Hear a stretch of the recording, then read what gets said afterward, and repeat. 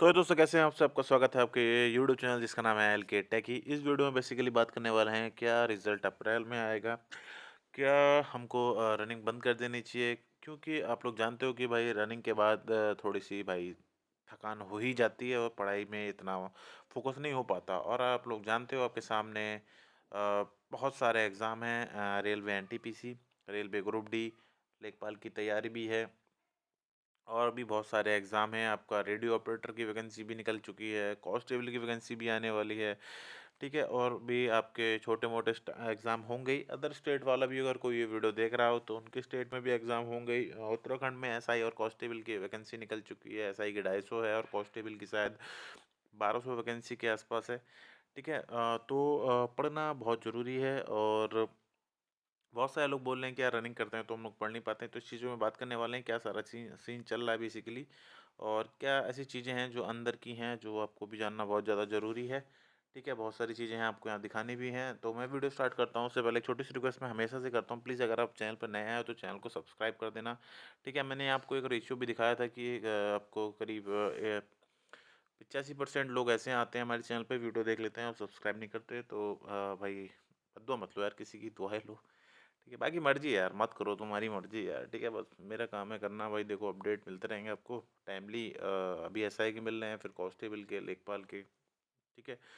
खाली अपडेट नहीं मिलते हैं, यहाँ पे टिप्स भी मिलती हैं। आपको ऐसा लगता है कि खाली अपडेट मिलते हैं, तो जाके मेरी प्लेलिस्ट चेक करिए, यूपी कांस्टेबल से लेके यूपीएसआई से लेके भर-भर के टिप्स दिए गए हैं। ब आपको कैसे बताया गया है कि पेड कोर्स लेने का सही तरीका, कैसे पेड कोर्स लिया जाता है, कैसे एग्ज़ाम क्रैक करा जाए। बाकी आपकी मर्ज़ी, चलो स्टार्ट करते हैं। देखो यार, सबसे पहले मैं कुछ चीज़ यहाँ पे दिखाना चाहता हूँ आपको, वो भी दिखाऊँगा अभी। तो ये एनआई हिंदी न्यूज़ है, देख सकते हो भाई ट्विटर पे। ये बेसिकली ट्वीट है और वेरिफाइड है भाई, ठीक है? तो यहाँ लिखा है भारत निर्वाचन आयोग दोपहर 3:30 बजे गोवा, पंजाब, मणिपुर, उत्तराखंड, उत्तर प्रदेश विधानसभा चुनाव में कार्यक्रम की घोषणा करेगा, ठीक है? अब इस पे अगर आपको यकीन नहीं है तो अब ये ऑफिशियल इन्विटेशन देख सकते हो जो प्रेस को भेजा गया है। यहाँ पे लिखा है sir madam you are cordially invited to cover the following events, ठीक है? थोड़ा सा और बड़ा कर देता हूँ, यहाँ देख सकते हैं आप, media event, press conference by election commission of India of announcement of the schedule for general election to legislative assemblies of Goa, Punjab, मतलब वही विधानसभा, मणिपुर वगैरह। डेट इसकी आज की रखी है, 3:30 बजे से ये हो जाएगा, मतलब आज आचार संहिता लगने के पूरे पूरे आसार हैं, ठीक है?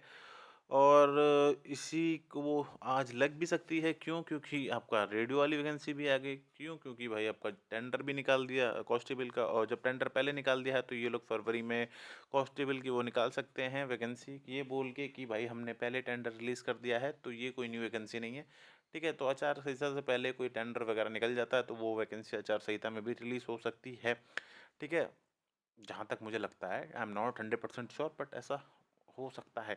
तो बहुत सारे लोग बोलेंगे कि यार भाई हमारा रिजल्ट नहीं आएगा क्या, यार आचार संहिता लग गई तो यार क्या, देखो यार बहुत सारे चांसेस अभी बनने हैं, मे बी शायद आपका रिजल्ट वगैरह थोड़ा सा और डिले करा जाए, क्योंकि आप लोग ये समझिए जनवरी में हुआ तो ज़्यादा से ज़्यादा ये लोग ऑब्जेक्शन की है आपकी दे देंगे। बहुत सारे लोग बोल रहे हैं, मैंने अंदर से पता करा, बाहर से आ जाएगा, कल आएगा, लगे पड़े हैं, दिसंबर लास्ट में आ जाएगा, जनवरी के फर्स्ट वीक में आ जाएगा। लो निकल गया फर्स्ट वीक जनवरी का, 8 तारीख हो गई है, तो कहाँ है रिजल्ट?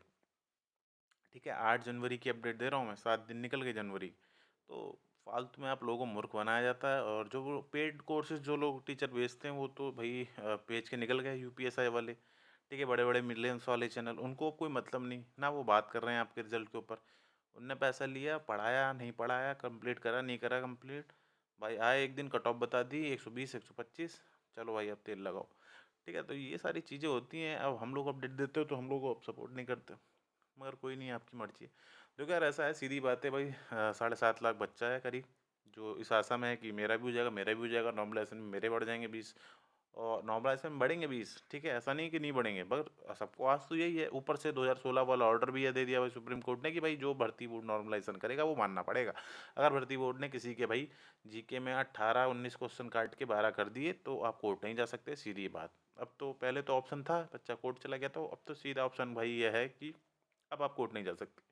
अगर किसी बच्चे के नॉर्मलाइजेशन के नाम पे 16-17 हैं, जैसे किसी के जीके में 17 से काट के 13 कर दिए, और भले ही आपके 130 भी क्वेश्चन ठीक रहो, तो आप सेक्शनली फेल कर दिए जाओगे और कुछ नहीं देख पाओगे फिर। समझ में रहे हो बात?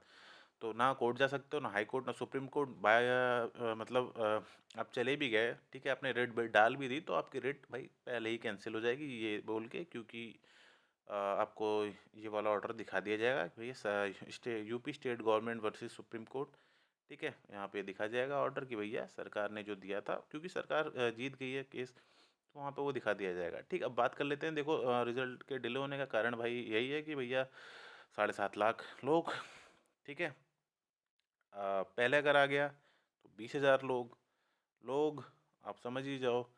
चुनाव कब हैं? फरवरी से। तो जितने लोग उतना फ़ायदा। तो सीधी बात भाई, देखो वैसे मैं चाहता हूँ कि रिजल्ट आ जाए, ऐसी बात नहीं है कि भाई, मगर चांसेस आप खुद समझ लो यार, ऑब्जेक्शन की भी नहीं आई आपकी, ऑब्जेक्शन जो पड़े थे उसकी भी अभी की नहीं है। और मैंने आपको समझाया भी था कि जब इन्होंने करीब आपका 1.5 महीना ले लिया था, इन्हें 800 लोगों का मृतिक आश्रित एसआई वाला, जब 5 सितंबर को पेपर हुआ था, 12 अक्टूबर में इन्होंने ऑब्जेक्शन वाली की थी और नवंबर में रिजल्ट निकाला। करीब 2 महीने बाद 800 लोगों का रिजल्ट निकाला इन्होंने, मृतिक आश्रित में एसआई लोगों का।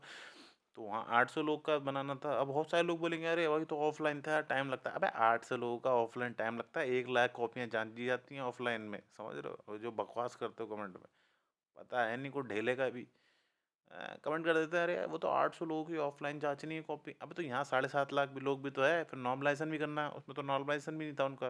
उसमें तो ये होता है भाई सीधे, जैसे जो वैकेंसी निकली है 26, ठीक है, आश्रित में, और लोगों ने अप्लाई कर दिया 43-45, तो जो टॉप के 26 लोग होंगे वो ले ले जाएंगे, भले ही 400 में से जो टॉपर है उसके 100 ही क्यों ना आए।